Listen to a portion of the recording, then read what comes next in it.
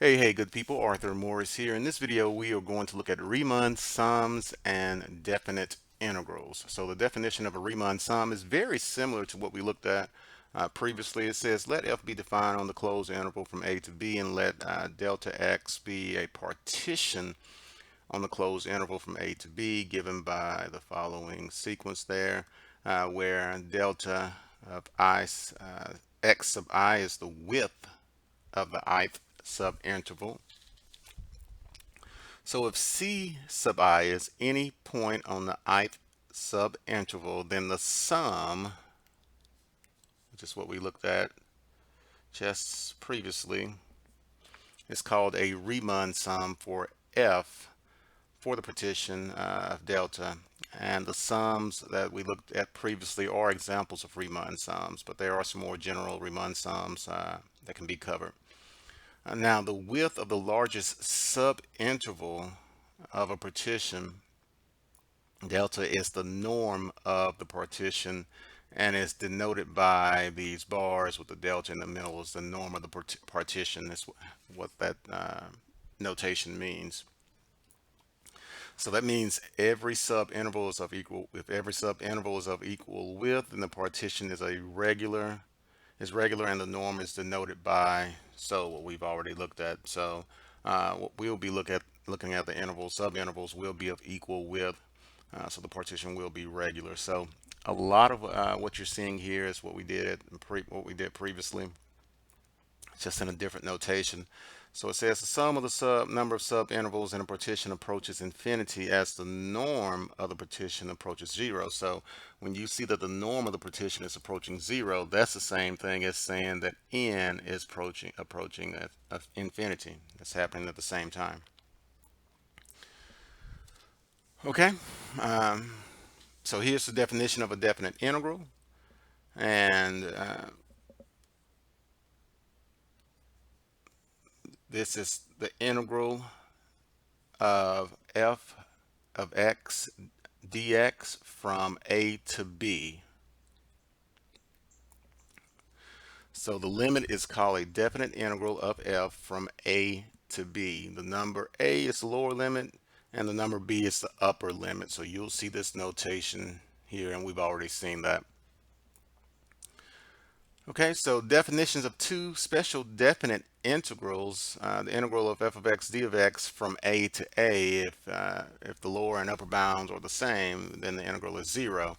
Now remember, when we're integrating, we are finding the area underneath the curve. So uh, if the upper and lower limit are the same, boundaries are the same, then we don't have any space in there to find the area. That's why the area would be zero. And an f is integrable on the closed interval from a to b, then the integral of f of x d of x from b to a is equal to the opposite, negative. So if it's from b to a, so say it's showing from a higher number to a lower number, then we can flip that around and make it a to b and and just bring a negative out here, it'd be the opposite. The additive interval property says that if we have three closed intervals determined by a, b, and c, then the integral of f of x f of x dx from a to b is equal to f of x dx from on the interval of a to c plus f of x dx on the interval from c to b.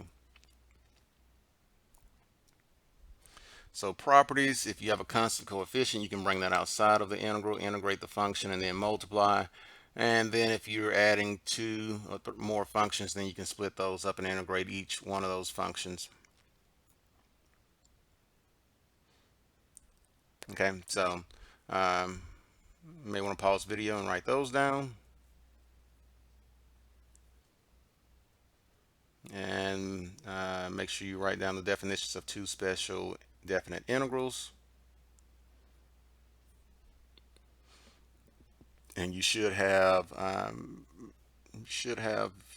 this formula from the previous lesson. Okay, so let's look at some example problems here. All right, so we want to set up a definite integral that yields the area of the region. It says do not evaluate the integral, but I'm going to teach you how to evaluate it anyway. So we have the function f of x equals 5. And you can see that this thing goes from 0 to 4. So the way I would write that integral would be from 0 to 4, and the function is 5 dx. Now, to integrate that, so that's all it's asking for. To find that definite integral, now you see that this is a rectangle, so you should be able to find the area underneath that line on that closed interval anyway. So, the area of a rectangle is length times width, so 5 times 4 is 20. But let's show this how we would actually integrate it, analyze it analytically. So we have 5. So first of all, to find the integral, we want to find the integral of 5. And the integral of 5 would be 5x. Remember, we need to add that variable in there if we don't see one. So the integral of 5 would be 5x. And we're integrating this from 0 to 4. So what you would do the upper minus the lower. So you're going to substitute the upper bound in for x, so 5 times 4, minus the lower bound in for x, 5 times 0.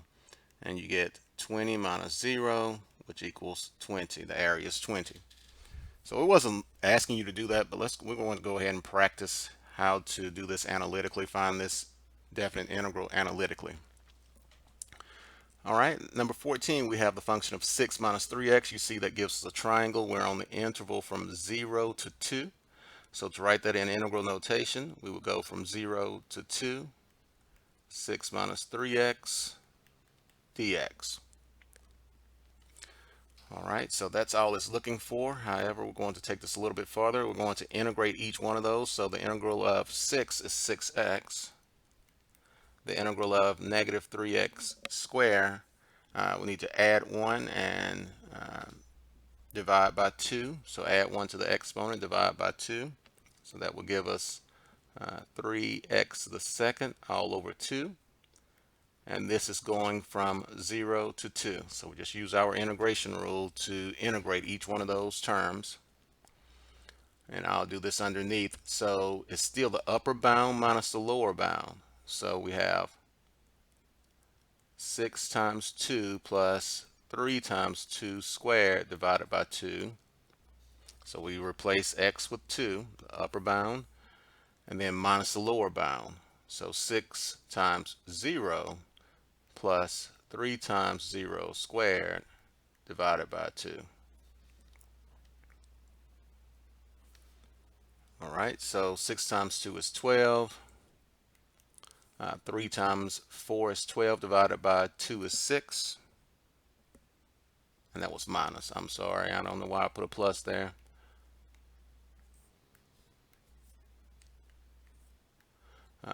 Divided by 2 is 6, and 12 minus 6 is 6. So we get 6 units squared, because this over here would be 0 and 0. All right, so let's check this out. We know how to find the area of the triangle. The area of a triangle is base times height divided by 2. So we have 6 times 2. Area equals 6 times 2 divided by 2, which would equal 6. So that works out. So you see that integrating is finding the area in that shaded region there. Okay, number 15, we have 4 minus the absolute value of x. All right. So this one we've practiced on the definite integral. Let's just make sure we know how to write it out. So we have going from negative 4 to 4.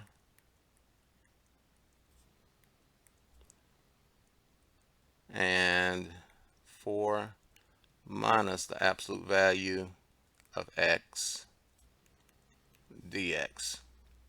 And you could work that out if you want to, but if you work it out and do your definite integral, you go from negative 4 to 4. So that's 4 units over and 4 units up. That's 8 units over, sorry, 8 units over and 4 units up. So 8 times 4 is 32, divided by 2 is 16. You should get 16 if you work that out. And then here we'll just write the definite integral for that. We won't evaluate it. So it's just, we're going from 0 to 2. So 0 to 2. And then x squared dx.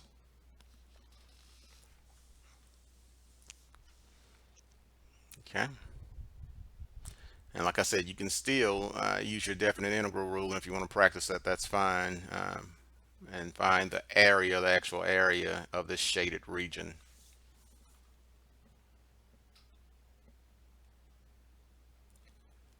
Okay, so here we want to use a definite integral using, evaluate a definite integral using a geometric formula. All right, so it's not asking us to do it analytically. Of course, you can do it analytically. It's asking us to use a geometric formula. So we want to sketch this out. And remember, you can use desmos.com to sketch these out. But for x,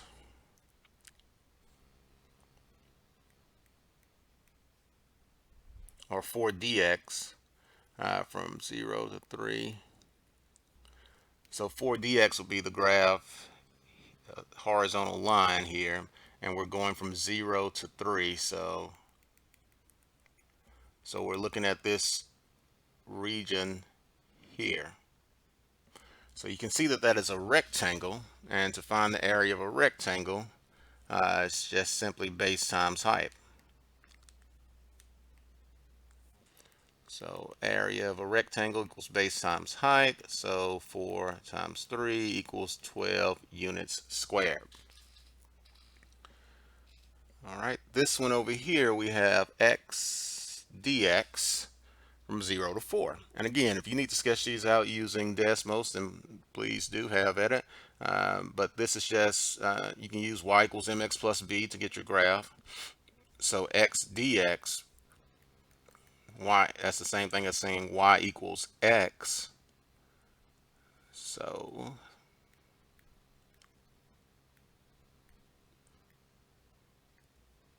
and we're going from 0 to 4. So a quick sketch would be something like that.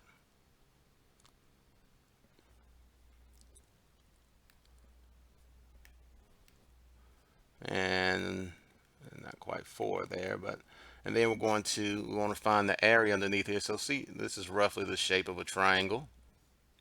And we know that the area, to find the area of a triangle, is base times height divided by 2, or 1/2 of the base times the height.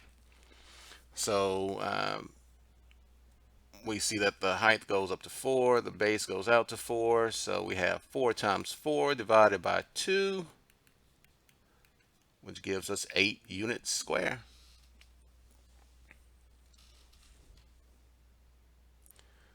All right, what about this one here? We have 1 minus the absolute value of x. The absolute value of x gives us a v, but since we have a negative in front of this, that means it's flipped upside down. And since we have this 1 minus, that means we have the y-intercept of 1 is shifted up 1 place. Okay, so we'll call that 1, and we'll call that 1, we'll call that negative 1. So we're shifting it up, this triangle up 1 place. We have to flip it because it was negative. So that's what we have, and it's from -1 to 1. So you can see again we have a triangle. And from -1 to 1, that's 2 units for our base, 1 unit for our height. And since it's a triangle, we just know its area equals base times height divided by 2, or 1/2 base times height. So 1 times 2, or 2 times 1 divided by 2 equals 1. That's it. So not too terribly difficult. Again, if you having a tough time visualizing those graphs or remembering what they look like, plug them into desmos.com, DESMOS, or put that app on your phone. All right. Okay, so this one we want to evaluate the integral using the following values. So they're giving us, we don't have to calculate anything so far as integrating. They're giving us the value of the integrals. Here's the first one says that the integration of x to the third dx from 2 to 4 equals 60. So they give me that value, that integral equals 60. This one equals 6. D of x dx equals 2. So they give me those values, and I just have to use that information and the properties that we've learned to calculate. All right, so 33 says we want to evaluate the integral of x dx from 4 to 2. Well, that's very similar to this middle one because we have x dx in the middle property there, or the middle given integral there for x dx, but the middle one is going from 2 to 4. Well, I can flip this 4 to 2 to make it 2 to 4 just by making it negative, making the integral negative. Okay. So we know that the integral of x dx from 2 to 4 is equal to 6. So we know this thing is equal to 6. So that gives me negative 6.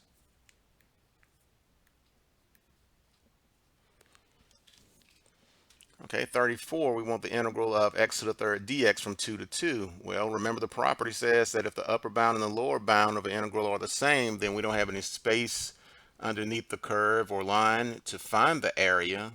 So that would be 0.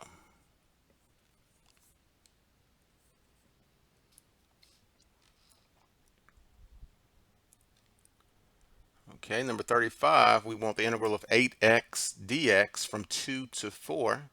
I see x dx from 2 to 4, not an 8, but remember, if we have that constant multiple here, we can bring it out in front of the integral.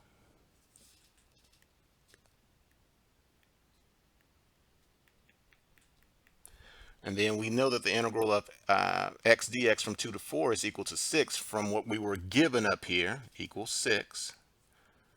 So now I can write this as 6 because we've already been given that value.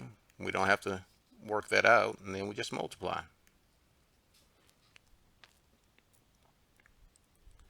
Alrighty, what about number 37? We want the integral of x minus 9 dx from 2 to 4. Okay, so we don't have anything that looks like that, so how about we do this first? Let's split it up.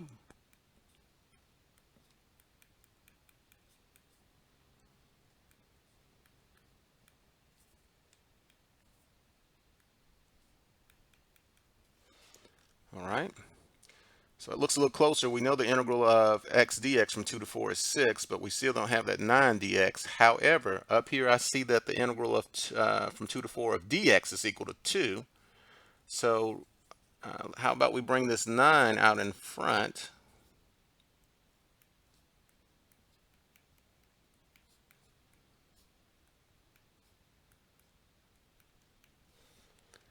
And then go with what we're given. This is equal to 6. That's equal to 2. So 6 minus 9 times 2. So 6 minus 18, negative 12.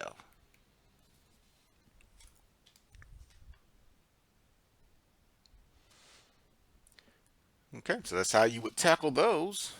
All right, let's look at one more problem, and the next problem uh, takes a little bit of work because it's asking us to use the limit definition to find the sum instead of our integration, definite integral definition that we just learned. So going back to what we learned before, previously, we're going to use that definition to calculate, evaluate this integral. So we know here that we want the integral of x squared plus 1 dx from 1 to 2. By using the limit definition, we know that a is equal to 1 and b is equal to 2.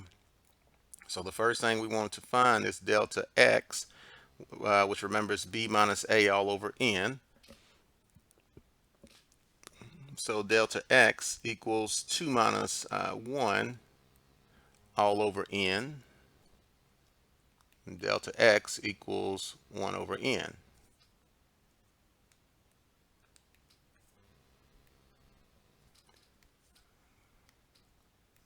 Okay, step 2, we want to find C sub I.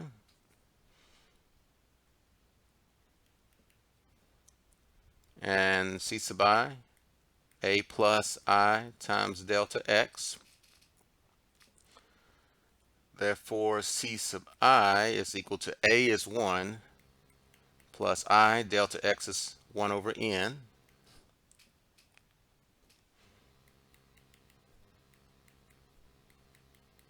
So 1 plus I over N is C sub I.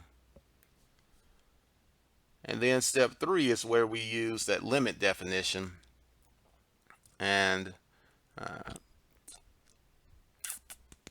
this limit definition, remember, that's the same thing when we have the norm approaching 0. That's the same thing as n approaching infinity. So it's usually using exactly what we did in the previous lesson.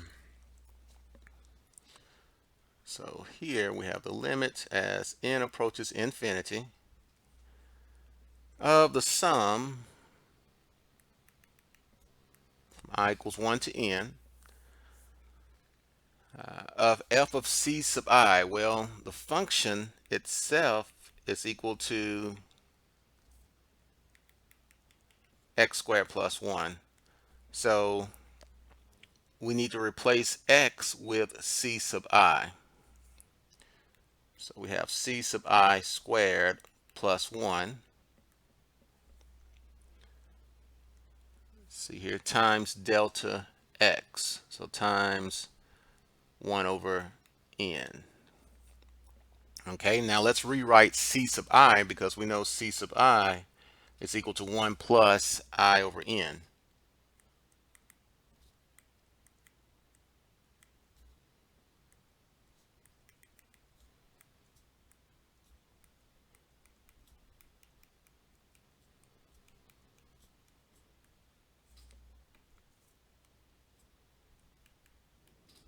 Okay.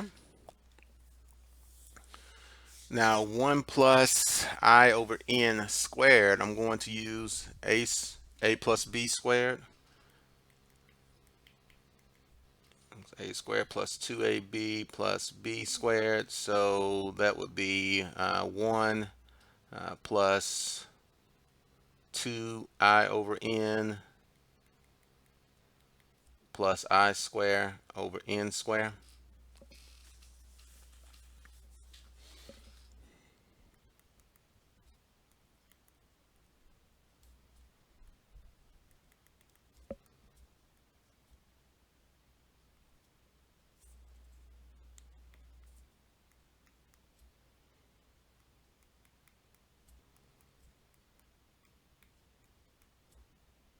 And then plus that other 1.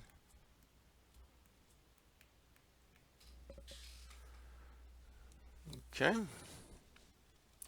All right, let's combine like terms in those brackets. And we can change those brackets to parentheses.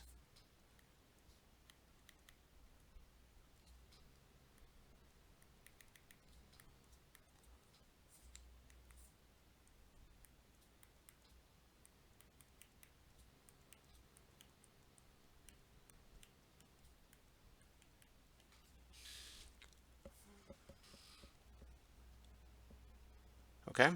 Now let's multiply, distribute that 1 over n into the parentheses.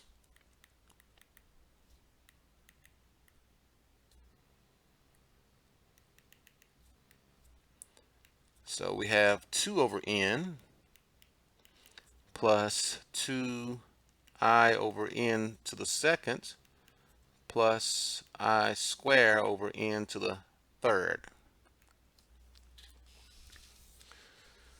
All right, now we need to find the sum of each one of those terms.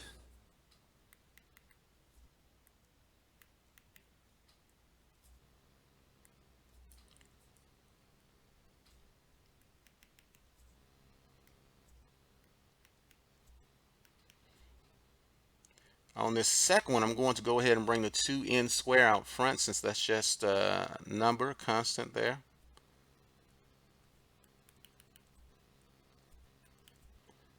And on the third one, I'm going to bring the 1 over the n to the third out in front of the summation.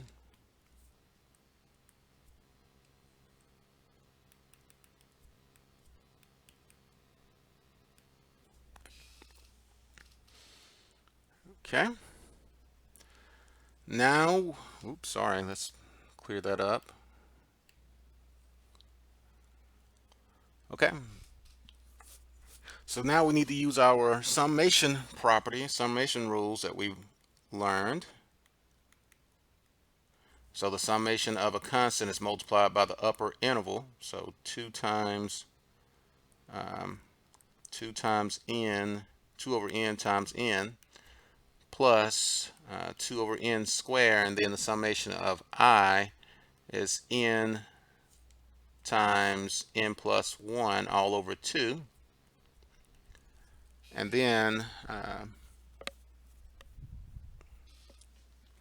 the summation of I squared,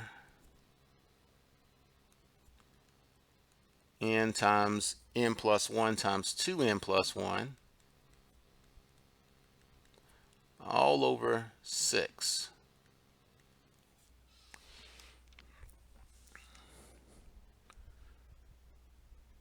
All right, so let's clean up whatever we can clean up here.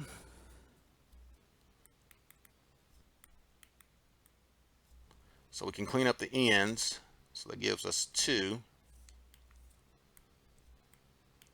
plus, take care of one of those ends and take care of the 2. So that gives us n plus 1 over n. And then I can take care of one of those ends, and n plus 1 times 2n plus 1. If we multiply that out, what's that? N squared, and then n plus 2n is 3n plus 1. So if we multiply that out using the distributive property of FOIL, we should get n squared plus 3n plus 1 all over, and this becomes n squared down here, so 6n squared. All right, all right, all right. We're almost done. Now let's find the limit of each one of those. So the limit as n approaches infinity of a constant is just going to be that constant. So that's 2. These two have the same degree, so it's the ratio of the leading coefficient. 1 divided by 1 is 1.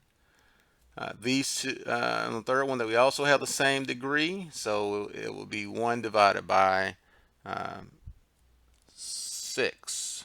Let's see here. I think I made another mistake. I'm sorry. It should be 2n squared, right? Yeah, 2n squared. So 2 divided by 6. So when we multiply this out up here, let's just come up here and multiply it out. So n plus 1 times 2n plus 1. N times 2n is 2n squared. N times 1 is 1n. 1 times 2n is 2n. And 1 times 1 is 1. So that gives us 2n squared plus 3n plus 1. So 2n squared plus 3n plus 1. So the ratio of the leading coefficients will be 2 and 6, 2 over 6. So 2 plus 1 plus 1/3, 3 and 1/3, or 10/3. Now that was a whole lot of work using that limit definition, but it works. The shorter way would be to use the definition for the definite integral. So let's say we have 2 to 1, and then let's integrate this, integrate each one of this. So we add 1 to the exponent, divide by the new exponent, and then x, the integral of 1 is x, and we're integrating from 1 to 2. So the upper bound minus the lower bound. So that would give us 2 to the third over 3 plus 2 minus, then substitute 1 in for x. So 1 to the third over 3 plus 1. So that's 8/3 plus 2, or plus 8/3 plus 2, and then if we get a common denominator, that would be 6/3 minus 1/3 plus 3/3.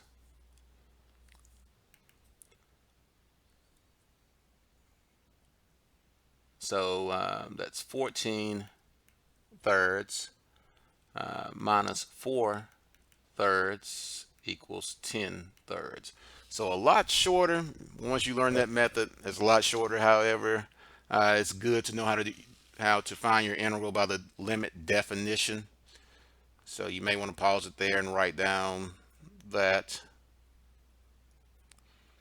And then the limit definition, you may want to go through that part again.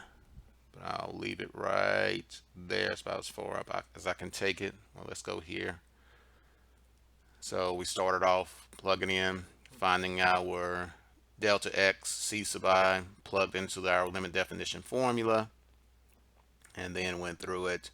After we substituted in, we started calculating using our algebra, and then we use our summation rules, and then we use our limit rule. So know it's a lot, so take your time, go through it a couple of times, go through that problem a couple of times, and practice. Hope you found this video to be helpful, and I will see you on the next one. Thanks, good people.